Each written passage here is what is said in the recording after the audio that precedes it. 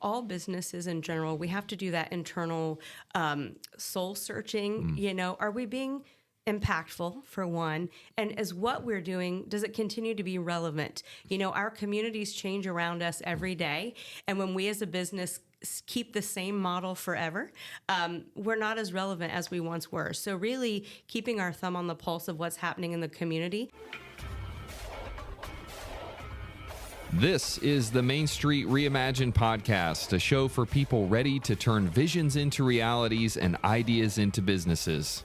Hey, I'm Luke Henry, and each week I lead conversations with Main Street dreamers who took the leap to launch a business, renovate a building, or start a movement. Their ideas, their mindsets, and their inspirations, as well as some of the highs and lows along the way. This is a place for dreamers, creators, developers, and entrepreneurs to learn, share, and be inspired to change your community through small business. Enjoy the show. Hey friends, Luke Henry here. This is the Main Street Reimagined podcast. Thanks so much for being with us today. I'm excited to be bringing you episode 23 today, and I have with me Heidi Jones. Hello, Heidi. Hi, Luke. How are you? I'm well and happy to be with you. So Heidi, if you have not yet had the pleasure of meeting her, is the current president of the Marion Area Chamber of Commerce. And we're going to talk all things chamber today and talk about Heidi's background and her story. And I'm excited to dig into it. It's I know part of it at least, and it's been a bit of a winding road to get to where she is today, and she's doing great things for the community in her current role and has in past roles, and so I'm excited to be talking about that. Okay. So thanks again.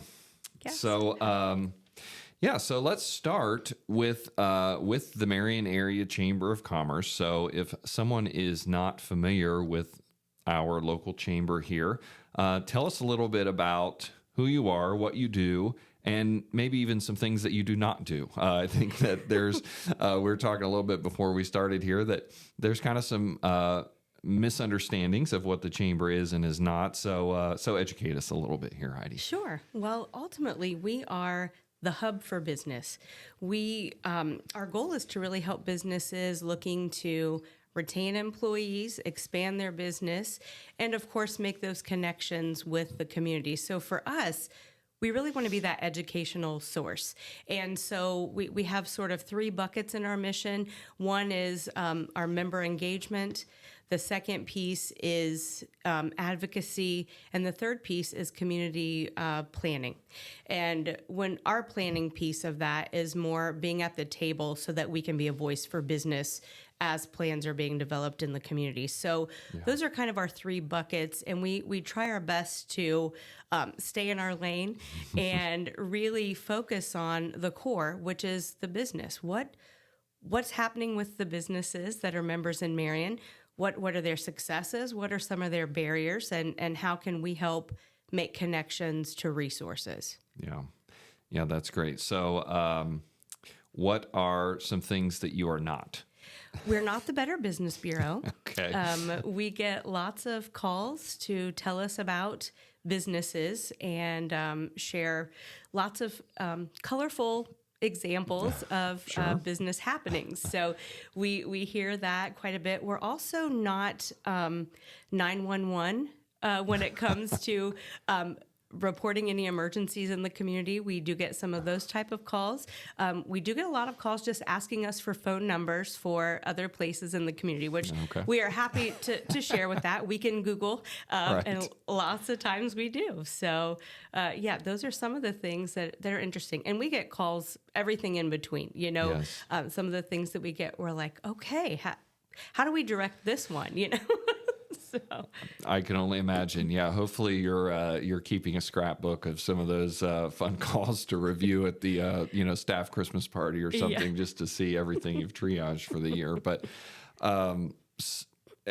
really, in all seriousness, I know that you are often kind of the front door for a lot of folks that are maybe coming into the community with a business, interested in a business, expansion of a business, something like that. And so often people do call the chamber and want to get the 411 on the business climate, the community as a whole, some of the demographics, and I mean, that is something that you do probably for regularity. Absolutely. I mean, that is something we positively do. We do our best to really get to know each of our businesses. So when someone is making that call, maybe they're new to Marion and they're trying to figure out where they might want to get a job, what types of jobs are available. We get calls like that, and we're happy to kind of go through that sort of information with everyone.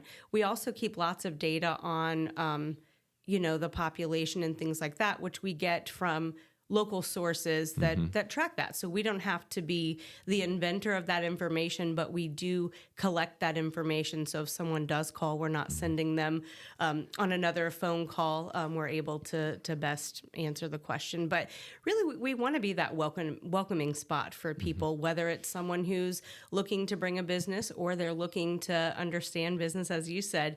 We've got a healthy business community here, and we take pride in knowing each of those business owners, operators, and being able to share part of their story for anybody who's looking to come to our community. Yeah, that's fascinating. So, so just a curator of information, a connector, and I know you do that, for not only people coming into the community, but also on the daily with businesses that are part of the chamber, trying to make connections and just help business to happen. So yes. I love that.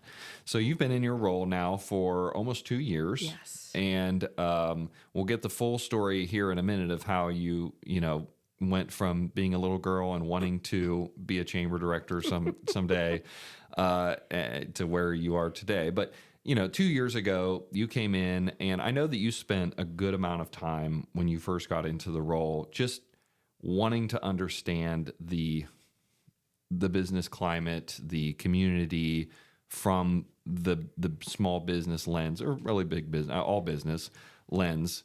And what are some things that came from, I know you went through a series of different meetings with people, one-on-one and in small groups and large groups. And what were some of the findings that you came away with after that kind of initial expedition? Sure. Well, a lot of it was evaluating. One, understanding, then evaluating where we're at and what spot we could take. So that really came from listening, as you said. And, one of the things that we heard was, our chamber has had a great reputation for bringing educational components to the community through our various councils and things like that. So one of the things that we wanted to talk about, obviously, after COVID, we just like everybody else, we saw a decrease in attendance in those in-person meetings and councils. And so one of the things that we chose to do was combine all of our councils into one called a connection council. Instead of having sector specific, we bring all the sectors together, because one of the things we heard was that, I might be a member of the HR council, but what they were talking about at the manufacturing council was something I had interest in, but because I wasn't a part of that council, I didn't get to hear that. So pulling all the councils together, it really allows for rich conversation, and we've had great success in doing that. So that's one of the first things that we did. There were too many councils, I guess, to spread that attendance, and trying to decide what you wanted to be a part of and not was really, something that some of our businesses struggled with. So being able to have everybody at the table has been helpful. Another piece that we've had is our co-sponsoring events, or some of those educational components that we bring in. We had lots of really good participation, but it was on a larger scale. We've always done our supervisor six-pack, for example, and that's something we'll continue to do. But a lot of our smaller businesses struggled with trying to find, where's the educational stuff for me? And so one of the things that we took a look at was, what's something that we can do? One thing that I'm super proud of that we've been offering this whole year, and we actually have a workshop coming up next week. We have something, the state of Ohio has the Minority Business Development Division. And so one of the things we looked at, some of our small businesses, we have veterans, we have people of color, we have women in enterprise, and we didn't have a lot of information for them. So we've been offering quarterly workshops to talk about what resources are out there for our small minority businesses. And so attendance in those, I think we've had over 100 people. Wow. Collectively, and then we've got another workshop coming up next week. But what happens with some of our small businesses, if they get those certifications, it opens up financial resources that a lot of them, we heard that was a struggle. When you don't have the foot traffic initially coming in, how do we get the funds to do some of the things that we need to do to get the foot traffic in? And so that was the really cool component that I found when talking with the minority business development division was that, gosh, there are these things available. 0% interest for our minority-owned businesses and things like that. So that has really been eye-opening for us, and we've gotten tremendous feedback on the businesses who have gotten those certifications and that window of resources that it opened for them. Yeah. So that's been great. Yeah. I love that. Just finding where there continue to be gaps. Yes. And not being stuck in the way we've always done it is, yes. I know, was an important part of your initial discussions and really just trying to see, do we need to freshen up some things? And, those are some great examples of what you found. Yeah, I think all businesses in general, we have to do that internal soul searching.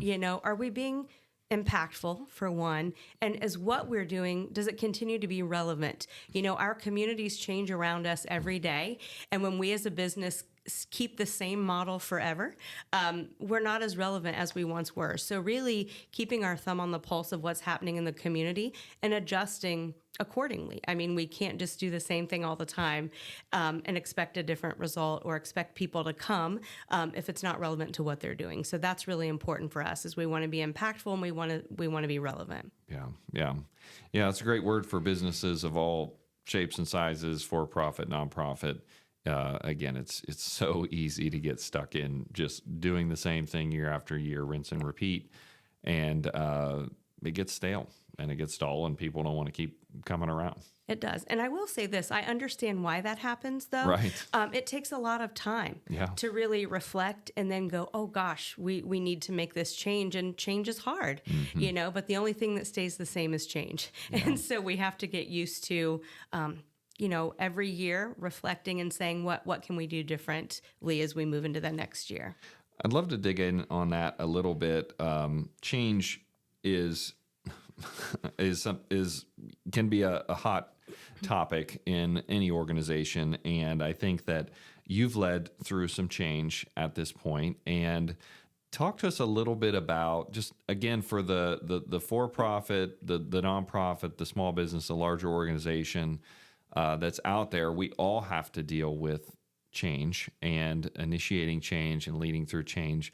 What have been some lessons that you've learned through making some of these changes in terms of getting the right parties at the table, responding to challenge or criticism of the change, and some of those things that have come for you? Sure. For me, one of the approaches that I've taken is I'm walking into the room to listen first and talk secondly, right?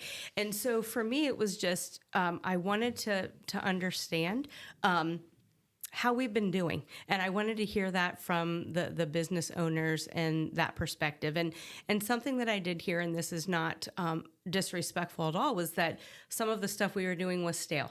We've had the same theme for 30 years, or we've done it the same way for that many years. And so that's great perspective, and it's, really great direction for us to go, but actually implementing it, that is the challenge. It's where do you start first? So making that priority list. The first year, it was all internal, if I'm being honest. You didn't see much of an outward change. It was that internal, looking at our policies and procedures, looking at our staff, trying to understand what makes sense for us, having part-time people, having people work remotely. What does that do to the outward-facing front of the chamber? And so in that first year, we did a lot of switching around internally, getting used to each other. I mean, everyone has their leadership style, and mine was certainly different than the presidents before me, and not better, but just different.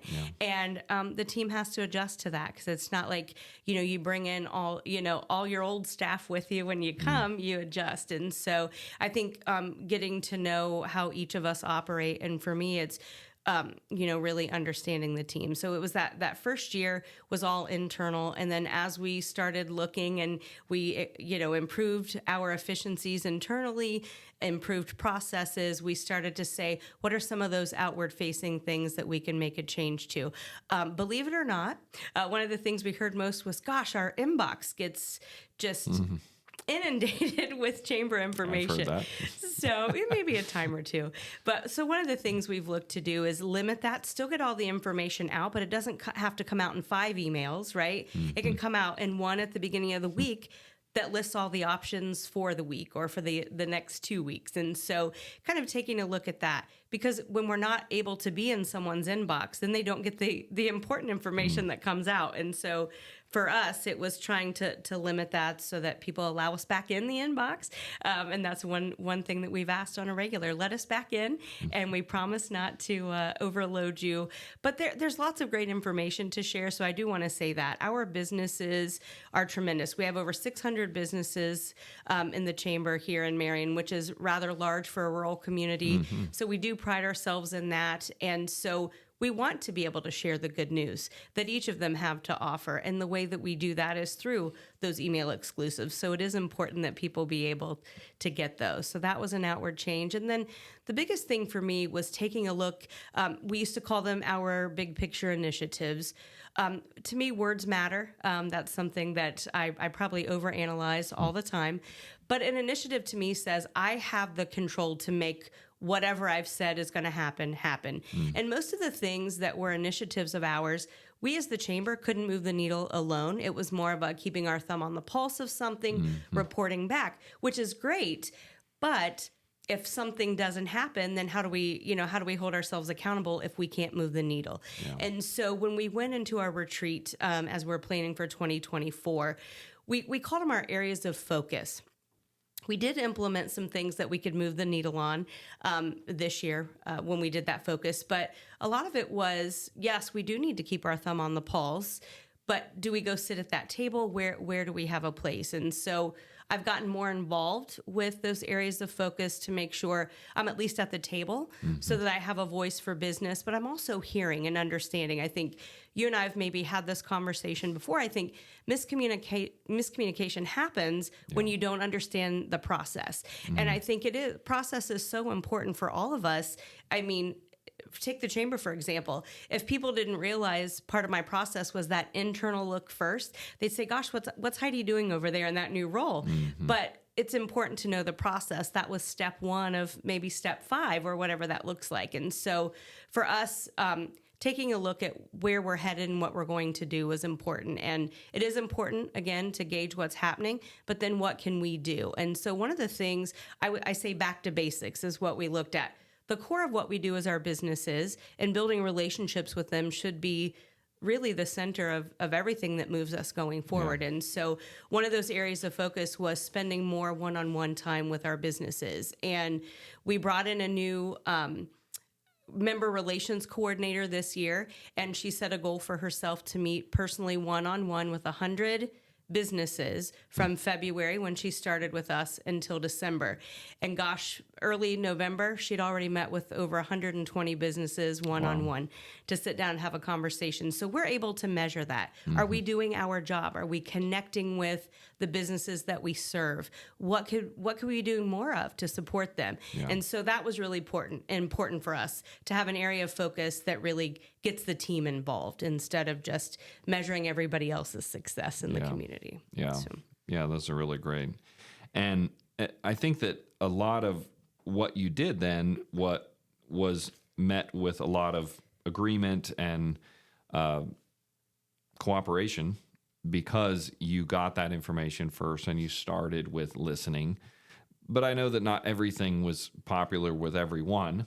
When you initiated a change and maybe some members were not happy with that change, how did you go about those situations and kind of leading through when the feedback was challenging? Yes. Well, one of the things that first is I thank them for the feedback. That's the only way that we can, learn and grow. That's right. And so whether it's good, bad, or ugly, we want to hear it. Yeah. And I did get a few things. I mean, and they were small things that we didn't think would have sort of some of the pushback. One being our directory, which is a strange thing, but that opened up a conversation to lead into more about kind of some underlying things that someone, wanted to learn or know about the chamber. Mm-hmm. But, I welcome it all. And I think that was dealing with the challenge was saying, I hear that. And, Rome wasn't built in a day, so I can't guarantee that I'm going to change to all the suggestions that you've had, but they will certainly be something that I consider as we look to, gauge how we did with this change come this time next year. And, just letting people, again, kind of informing them on the process. We had to make a change, right? Because it wasn't working the way that it was before. Because that was what someone said. Well, why did you make this change? It was fine the way it was. And I said, to you, it was fine. But to the next person that I had a conversation with, it wasn't fine. So really trying to find that middle ground, what works, because we'll never please everybody, right? But if we're listening and we're using that honest feedback to really shape what we do, I think that's fair. And I think that's one of the things that we can share with folks is this will go back in the hopper as we're looking at things for next year, and we'll certainly take that into consideration. But I think just being honest and transparent when it comes to challenges, I mean, I think that's where I'm always, and if I don't hit the mark, I'll say it, right? If it didn't work the way it should, then we'll say that and we'll go back to the drawing board. But I think just being able to be honest and just tell them the truth. Yeah. I think that there's a lot of value there that you shared in terms of being able to lead through that change, receive the feedback. And you're right. If people care enough to give feedback, that's a gift. Absolutely. And so it's sometimes hard to receive that gift because sometimes it's not packaged very nicely.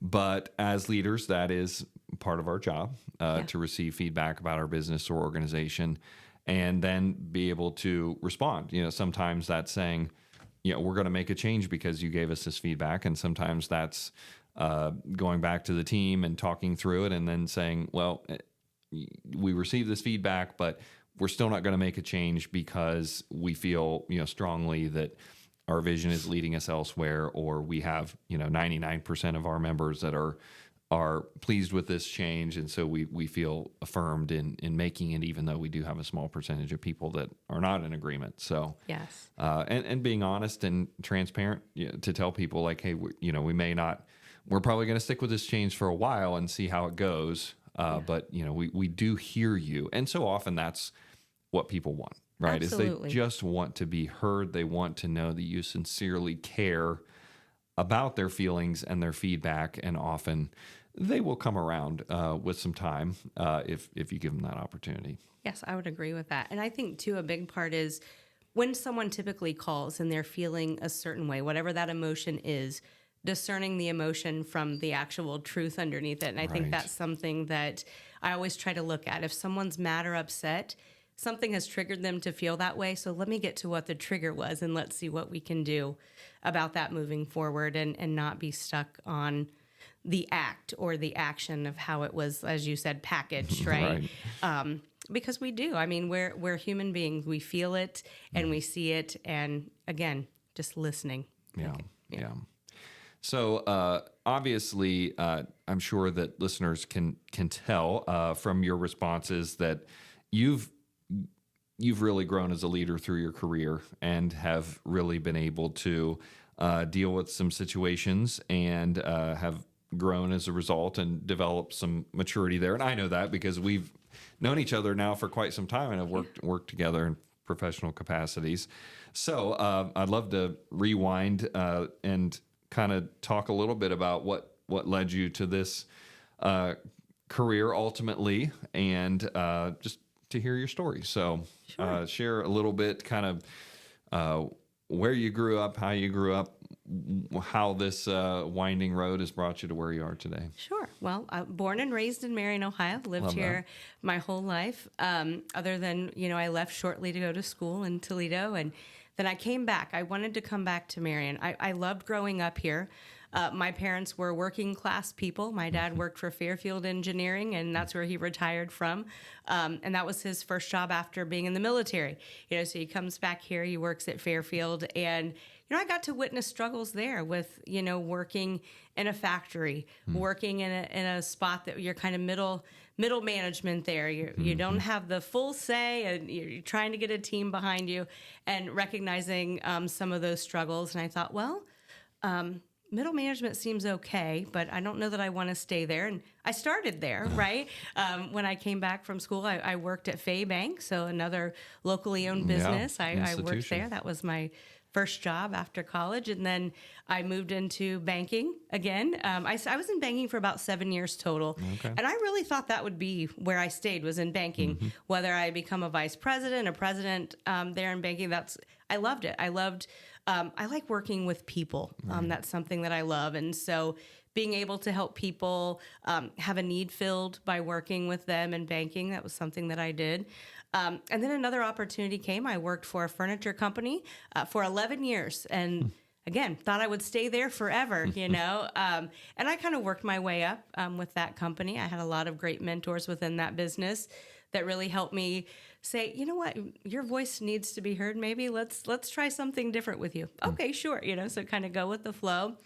And then I was there for 11 years, and it started to get a little tricky because, furniture business, it is retail, and, those long hours and the different things. And you have staff that doesn't show up. Guess who has to show up? And that meant I had to cut out my family time and different things. And I thought, gosh, and I'll say it was an answered prayer, to be honest. I had been working 60 plus hours a week. I had turnover within my sector. And I just literally said the prayer, Lord, if I'm supposed to stay here, give me peace and a purpose. And if I'm supposed to go somewhere else, will you please find me a job? Because I don't have time to go look for one. It's just I was so in it. And literally a month later, I received a call from Teresa Ballinger on a Monday evening. I'd never met Teresa, thankfully, I think, right at that point. Right, yes. She's a judge, for those of you that don't know that. I had never met her, and she was calling to talk to me about Bridges Out of Poverty. And I said, I'm sorry, it was 9 o'clock on a Monday. And I said, why is the judge calling me at 9 o'clock? And she said, well, you had done some volunteering, and one of the people that you were volunteering with knew that we were looking for an executive director. And they said, I think I found your person, and gave them my name. So again, that's God, right? That is divine intervention there, because little did I know that this would happen.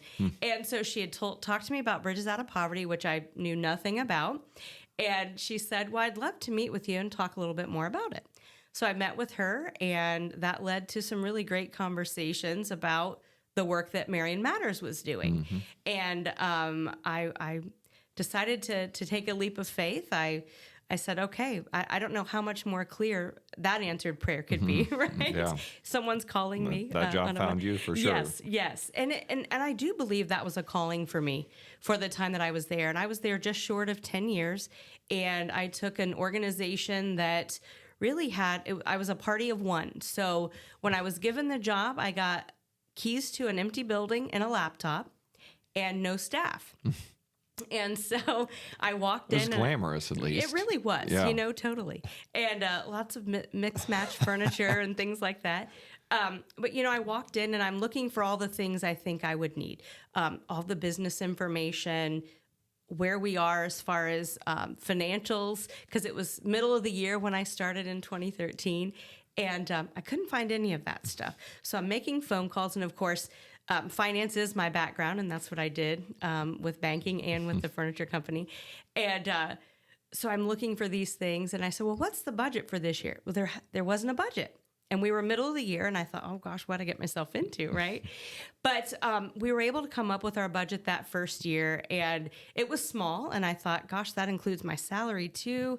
We need to really start looking for different revenue streams. And so for 10 years, that's what we did. We built the organization. And when I left, that first budget was very small. And when I left, we had more than tripled the budget in a 10-year period and increased revenue streams. And really, I think that's what sort of led me to the path that I'm on. I wouldn't have met the people in the community that I met had I not gone to Marion Matters. And, that it was tough for me to leave because I had built that organization. I had built the team. We actually had people working for us when I left.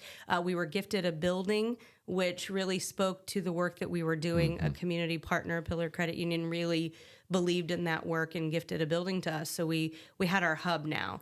And when this opportunity came about, I hadn't planned on applying. I knew that it was there. I think I even went as far as to say in a public forum that whoever gets that job has really big shoes to fill. Because little did I know, a month later I would be sending in a resume. But I sent a resume in just because I guess the nominating committee had been talking about me, and I hadn't applied. And that was flattering for one that, that would be happening.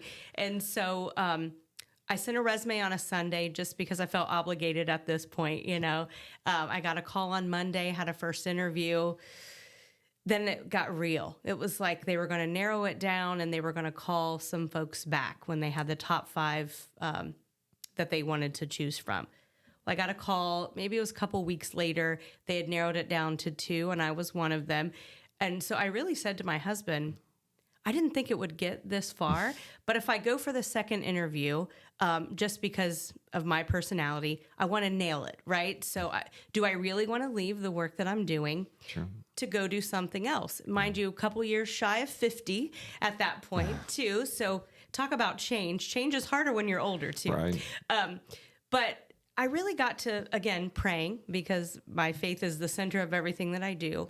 And really the clear message that I had was, the work that I'm doing at Marion Matters, moving into this role at the chamber would give me the opportunity to take all that I've learned about what motivates people, what incentivizes people, and get that into the hands of the business community. I think understanding the demographic that works here in Marion, understanding some of those challenges, not so that you can lower expectation, but you can meet people where they are, and you can understand them a little bit better too. Not everyone is incentivized the same. So if in our business world, we're trying to incentivize everybody the same way and you're not seeing results, there's a reason. And I can help you with that. But it really was just a bigger platform for me to continue doing community work.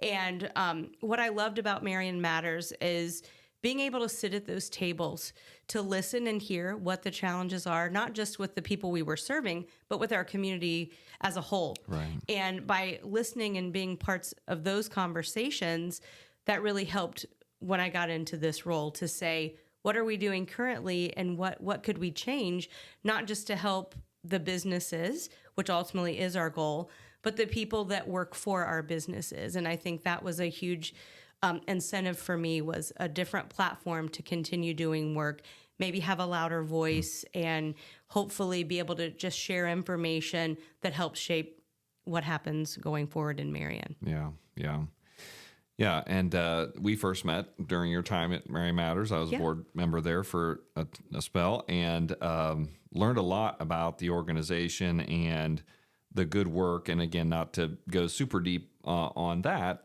Marion Matters serves really as an educator of people in poverty, helping to give them a hand up to educate their way out of those circumstances. Yes.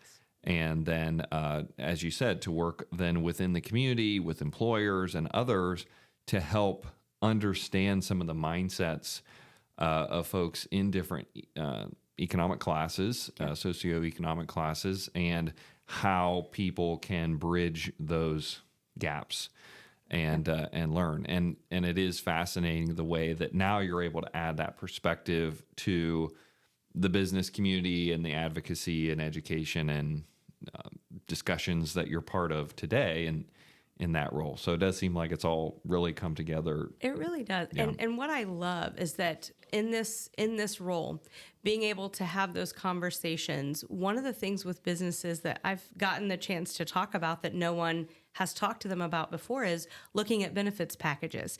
We think if we offer that 401k and we offer the insurance, all of that's enough, and everybody, and we're offering a decent wage, so everybody should come work here and there's nothing that we need to do to change, right? But it's really saying, look at those benefits packages.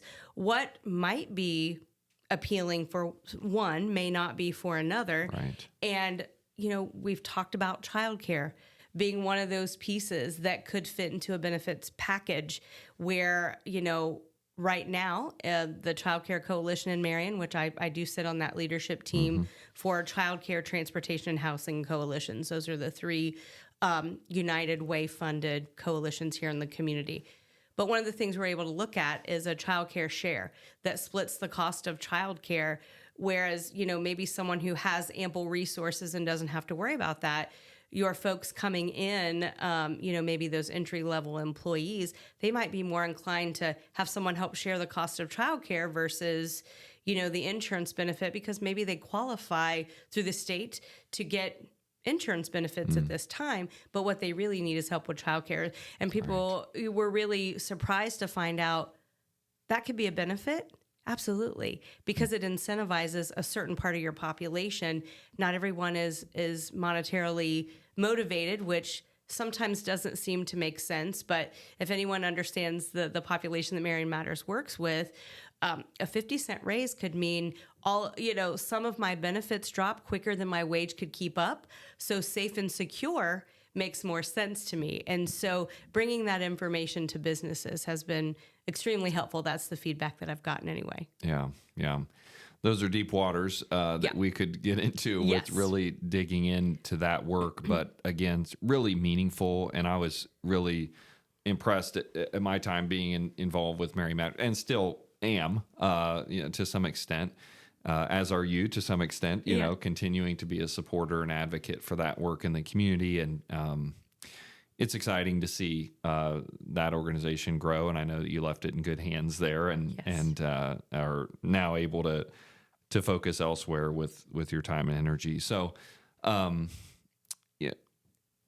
know that you're not an entrepreneur in the typical sense as some that we have on the show, but you certainly did outline some leaps that you took along your professional journey here. So I'd like to unpack those a little bit more as part of our leap segment here. So when, you shared some detail about when you were considering taking this role at the chamber, and tell us a little more about, what was going on in your mind. I mean, you kind of foreshadowed a little bit of the doubts and fears you had with, I'm a little, am I too old to, make a major career change? And do I, still have what it takes to really jump into a totally different organization and lead some change initiatives that we've spent some time talking about? And, what were some more of those challenges that you've felt like you were up against? And then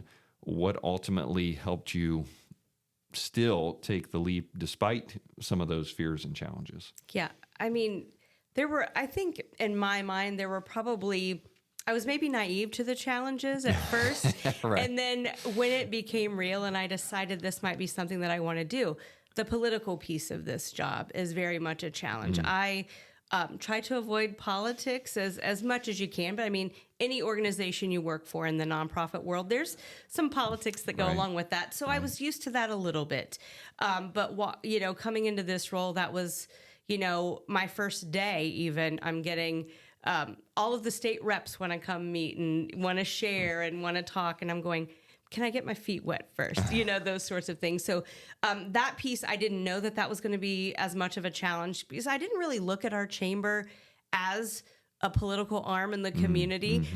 Now, had I really thought about that, I would have seen that over the years that has been a role that our chamber has played. But moving forward, that is something that we have as a board and as a team have looked at, trying to just really be a platform to hear all sides of any issue and not take a stance one way or another unless it's blazingly clear that our stance would be beneficial to business. And we haven't had to do that in my 2 years yet, so that's a good thing. But that's been a little bit of a challenge, is kind of dealing with that.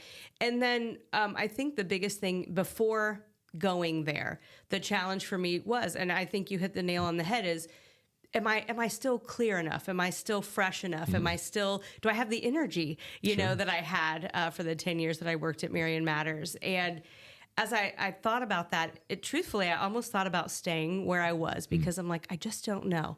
I'm getting closer to 50, and not that 50 is a death sentence or anything like that, but, our minds, but for me, and this is, having conversation with my husband, he said, Heidi, you're always up for a good challenge. He said, you never limit yourself. You always try to learn and you always try to get better. And he said, I think this would be great for you. And, having someone who knows you so well really gives you that little extra push. So I think for me, it was just hearing my husband say, don't sell yourself short. Yeah. You can do this. And, he was right. I can do this.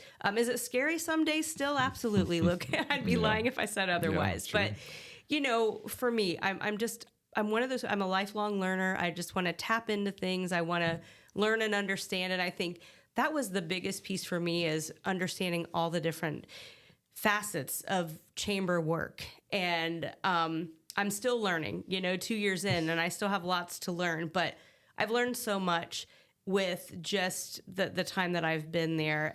But at the end of the day, I think the core of everything is still relationship. Yeah. And if you can sit down and build relationship, you can pretty much do anything in your community. And I think that's kind of taking that piece of it. And, I love people. I love to hear people's stories. I think that's really helped. So for me, those would be, I think, my challenges. Was just that self-doubt component was bigger than anything, I think. Yeah. And ultimately, what helped you overcome that was just the encouragement from your husband. Was there others as well that you kind of shared this with, and they encouraged you to take the leap despite some of those headwinds? Yes, certainly mentors that I have. Terry Ballinger is one of those mentors, John Shank, both of them. I still, to this day, I call them, and they're that person who said, I say, does this sound crazy, or what does this look like? And when I talked to them about it, ultimately it meant I was leaving an organization that they were very active with, and I had taken sort of a vision that Terry had, and I put it into action. Mm-hmm. And so I knew that was going to be a tough conversation to have, but they actually encouraged me. They said, I think you would do great in that role. And kind of hearing your mentors say that, sure. Even though it's great when your husband says it or your spouse says it, yes. But having mentors that you've worked under for all those years say, I think you'd be great in that role, and you bring a different perspective, that probably was that extra little push that I needed to say, if they're okay with this and they think that this is something that I could have impact in, because that's the other piece. Could I have impact in that role? And I think anything that I do, I want to do it with purpose. I don't want to just willy-nilly do something and see how it goes. And I want to be real about the impact that I can have. And I think they helped me see that I could have impact. And I think that's what I needed to hear. Yeah, I love that.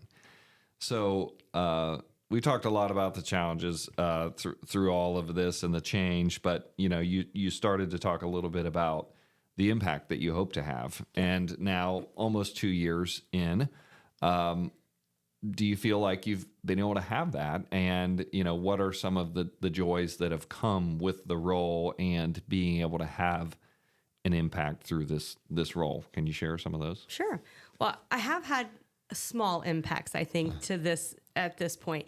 Making some of the changes that we've had and hearing businesses come back and say, we see a new vibe with the chamber. It's a lot more fresh is what we've heard. And it's giving me relevant information that I need. And so that kind of checks that box, relevant and impactful, right?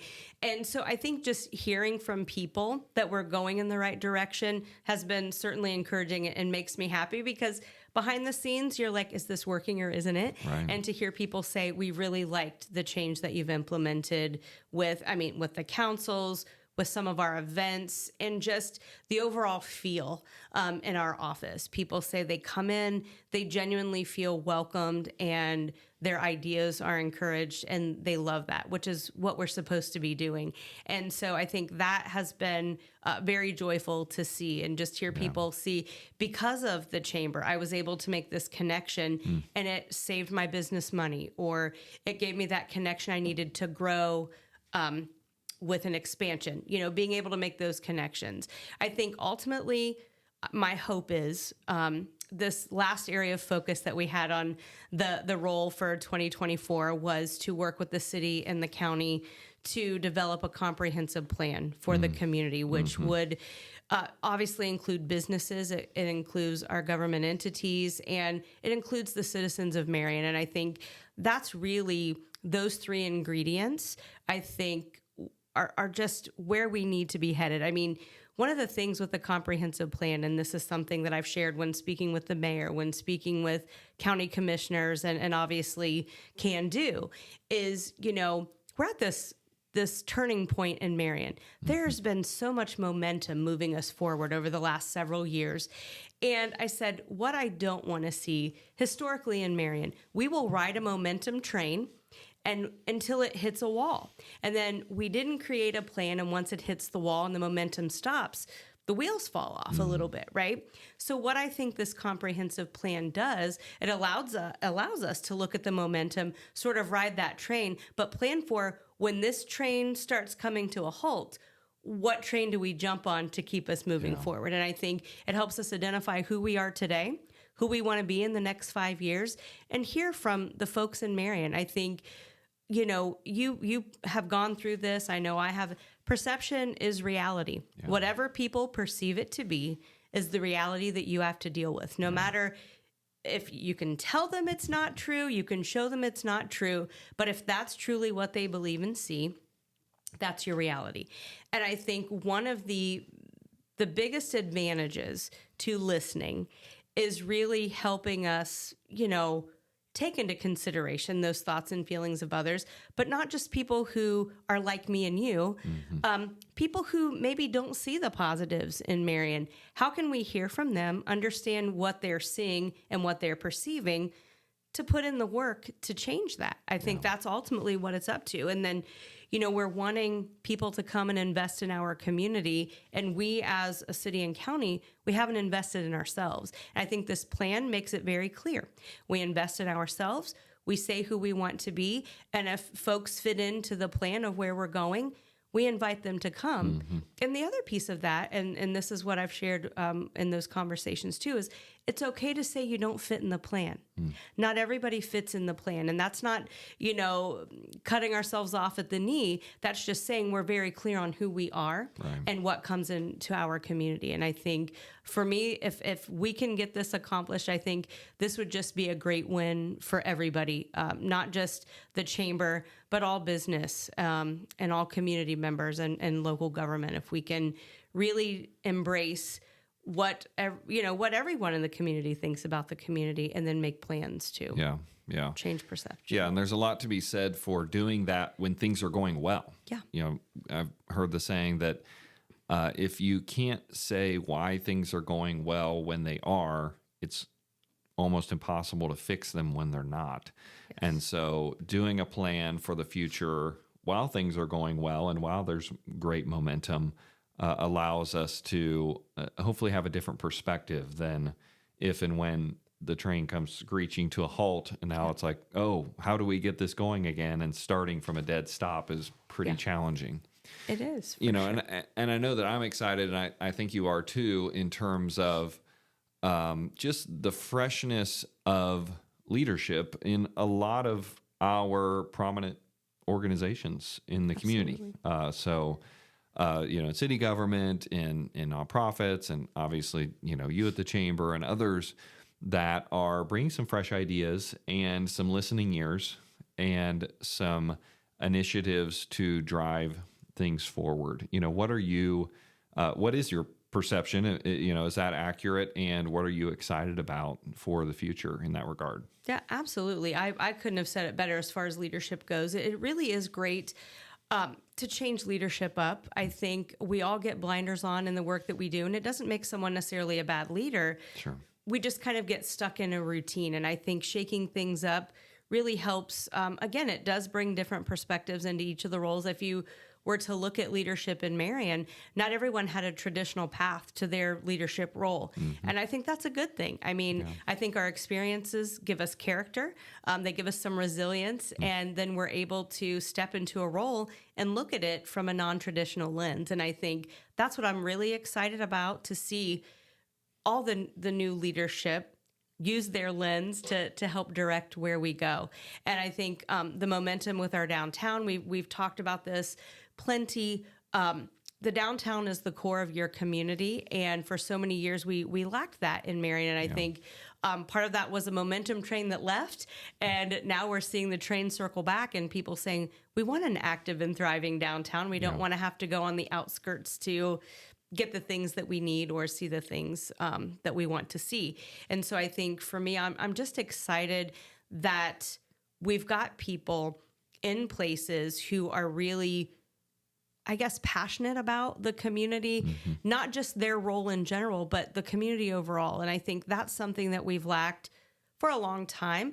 It's one thing to be passionate about what you do, but to be passionate on a larger scale, to see where what I do feeds into a larger picture. And I think that's what we're seeing with leadership now. They're more of a big picture viewer, and they can see where their part fits into the whole. And I think I'm most excited about that. I mean, and we've seen change even in the first year with some of these leaders in their spots. We've seen some change, and we've witnessed that. So it's not just lip service, it's actually the doing part. And I think, for years when I was in my role at Marion Matters, we did get lip service on a lot of those things. And it was like, when is someone going to do something? It's one thing to say it needs to be done. I always used to say we like to admire our problems in our community, but instead we're actively doing something. And I think that's what I'm most excited about. We're not afraid to try. Even if we fail, then we check that off the list, And I think part of being successful is knowing what wasn't successful so you don't repeat it, right? Yeah. And so I think that is something that I'm really excited about. Yeah. And I think you bring up a really great point. Again, whether we're speaking with small businesses or other organizations where sometimes we just have to try stuff. Yeah. We just have to make a move. Yes. And then we can pivot, we can change direction, we can stop, we can learn from a failure or something that didn't go quite as well as what we expected, but we've got to make a move. And I think that it is an important part of leadership to be willing to take that risk, because it is risky, because we could consume resources, we could be criticized, all of the above when we make those moves. But if we don't, I think the consequences are way worse. Absolutely. To just stay in a stagnant and stale situation where there isn't progress being made. Absolutely. I would agree with that. Yeah. So when we have multiple organizations that are not only making moves, but also making moves in the same direction, that's powerful. It is. And I agree that I'm excited for that. And hopefully we do keep learning from things that are going well and not going well, and pivoting and staying in close communication, giving and receiving feedback, and really keeping the vision and the future for Marion in our focus. So yes, that's what I'm excited for too. Really. Yeah, I love that. So wow, we've covered a lot of ground here, and I feel like not all that much time, but I loved hearing your story. There were some bits and pieces there that I had not heard before, and do agree that it's just poised you for your current season, and I'm excited for continued progress for the chamber and just the changes and initiatives that you're working on. And I know going into a new year, there's going to be some new initiatives and changes coming, and I'm sure you're not going to unveil those just yet, so I won't put you on the spot and try to make you. But I know that you and your board are having conversations about what the next iteration looks like, and that's really exciting going into your third year. Yes, and I will say this. The biggest change will come at our annual meeting, so I do want to say that. We're absolutely changing the venue. So again, we're listening. A lot of people said it's a long time to stand, and I agree. It is a long time to stand. So we'll be having our annual meeting at the May Pavilion this year. Okay. And some new things are business awards. Mm-hmm. We're listening again, right? We heard that. So this year we will have businesses recognized: small business, large business, nonprofit, corporate. I don't remember what the name of that one is. But it's like corporate partners. Yes. Okay. And then we'll also give awards for our ambassadors too of the year. So that's something new. So folks can nominate businesses in those categories. And we're looking forward to really honoring those who really give us a job, right? Without our the core being our members, we don't have jobs. And so we want to honor the hard work of all the businesses that really make Marion the successful place to live, work, and play. Yeah. I think that's a cool move, and I've seen that in other communities, and I do think that it's just another opportunity to shine a positive light on people that are doing stuff and that they're out there trying and working and grinding to create jobs and just make our community unique and what it is. So that's exciting. I'm really excited to see those awards in this year, and I assume that'll be here to stay for a while. So lots of positive news that'll be coming out of those meetings as we go forward. So that's exciting. Okay, so last question here. I like to share. You mentioned you're a lifelong learner, as am I, and many that listen. Is there a particular educational or inspirational resource that you've found, a current book or podcast or video that's either helped you along the way or something that's really on your radar right now that you feel like is helping you out? Well, I do. I read lots of books. And so Race for Relevance was a book that really resonated with me. And you've heard me use the word relevant. It really broke things down from that perspective of be purposeful, do things with relevance, not just do anything, but really take a look at things and stay relevant in the work that you're doing. So that's a book that I love. But I listen to a daily podcast. It is faith-based, but Terry Savelle Foy has an amazing podcast. That is part of my morning routine. I always heard, successful people have a routine. Yeah. And so that is something that I've made a priority for the last, 15 years, is to have a morning routine that doesn't include just jumping up and hopping in the shower, but taking some time to think before the rush of the day starts. And so that podcast feeds me in the morning. It gives me that word that I need, but it's so practical. It's using scripture to really be able to implement in your day-to-day life. So that is sort of my daily feeding is on that podcast. Okay. Both very good, and neither that I'm familiar with. So thank you for sharing those resources for me and our listeners. So so if people are just, they learned something new about you, they want to connect, they want to become a chamber member, how do they connect with you? How can they follow along with upcoming events and educational things and all of that you have going on at the chamber? Sure. Well, they can stop by the office anytime. We're located in the Harding Center on the first floor, but we do have a social media presence with the chamber on Facebook right now. We're looking at Instagram as well. I do believe I think we have LinkedIn, but it hasn't been active. So we're looking at, do we reactivate that going into the year? But we have a website, marionareachamber.org, or an email. If people want to email, my email's long, but it's hjones@marionareachamber.org. Send an email. I'd be happy to hear from anybody and share anything that they want to know. Yeah. Okay. Well, thanks so much once again, Heidi. It's been great learning more about the chamber and you and the future. And future is bright. We're excited and appreciate being aligned with you on making the community a better place. So thanks again for being here. Thanks for having me. Absolutely. Thanks for listening to the Main Street Reimagined podcast. To learn more about Main Street Reimagined, Henry Development Group, or our work in downtown Marion, Ohio, please visit mainstreetreimagined.com. If you want to connect, or if you know someone who we need to interview, shoot us an email at info@mainstreetreimagined.com. Until next time, keep dreaming and don't be afraid to take the leap.